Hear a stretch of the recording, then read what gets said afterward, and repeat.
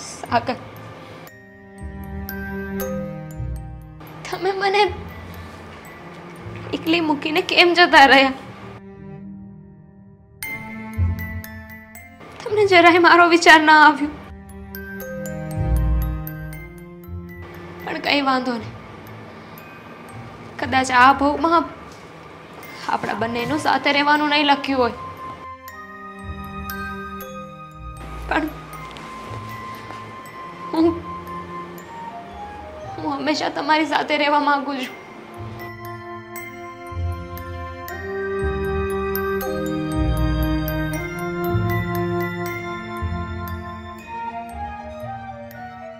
Mummy, ક્યાં સુધી આ ફોટા જોઈને જિંદગી જીવશો?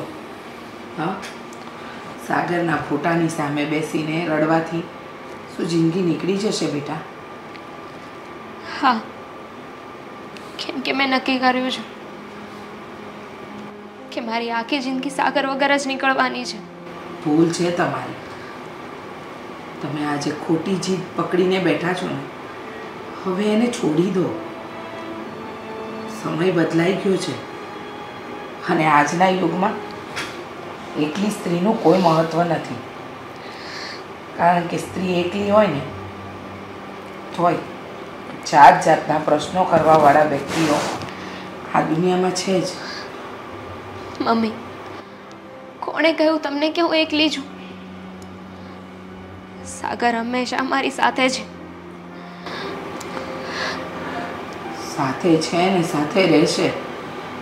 પણ બેટા, જે વાસ્તવિકતા છે ને એને તો માણસે કોઈ પણ હિસાબે અપનાવવી જ પડે. અને તમે લોકો શું કરો છો? તમે લોકો પણ ખોટી જીદ જ કરો છો ને મારી આગળ.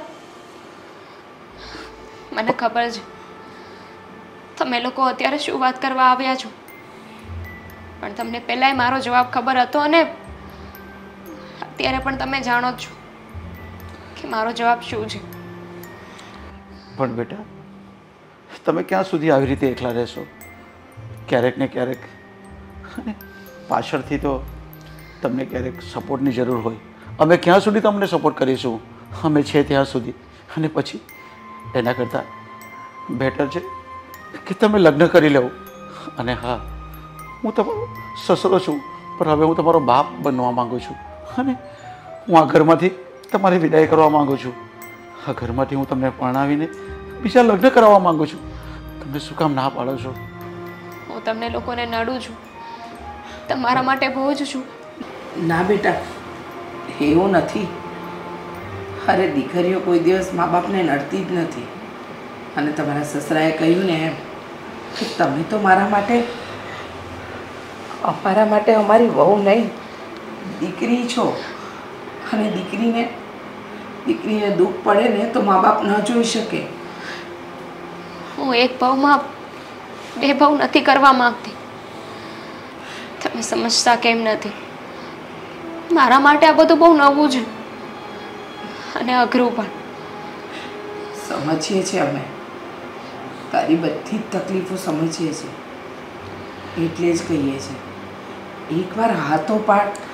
જો તને ગમશે ને બેટા તો આપણે આગળ વાત વધારવાની છે. બાકી કોઈ વાત કરવી જ નથી. બહુ બેટા, અમે તમને આ રૂપમાં નથી જોઈ શકતા. અમે તમને દુલ્હન બનાવવા માંગીએ છીએ, કારણ કે ત્યારે જ મારા સાગરને બી અને શાંતિ થશે. જો તમે ખુશ રહેશો તો. બાકી ક્યાં સુધી તમે આમને આમ રહેશો? અને હા, હું તો કન્યાદાન કરવા માગું છું તમારું. આ ઘરમાં તમે હવે વહુ નહીં પણ દીકરી બનીને જ આવશો, જ્યારે પણ આવશો ત્યારે.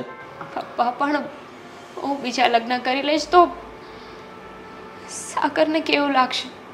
સાગર ખુશ થશે.